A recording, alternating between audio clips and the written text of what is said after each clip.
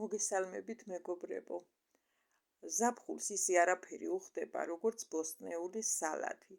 ამაში თითქოს განსაკუთრებული არაფერია, მაგრამ მე მაინც გეტყვით მე თავად როგორ ვამზადებ.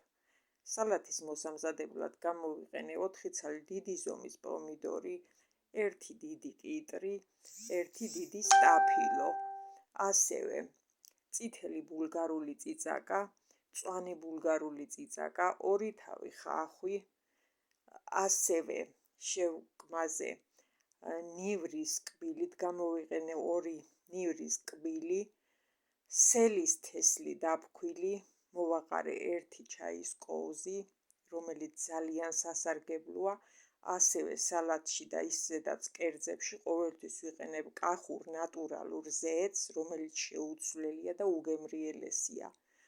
ამ სალათს ასევე უხდება ახალი ყველი, ძროხის ყველი, რომელიც ზაფხულში ძალიან საოცრად გამოიყურება უდიდესი ნასვრეტებით და ამ სალათთან ერთად ასევე მიყვარს ჩაშუშული ბადრიჯანი და ბულგარული წიწაკა ხახვთან ერთად, რომელსაც ასევე ჩავშუშავ კახურ ზეთში.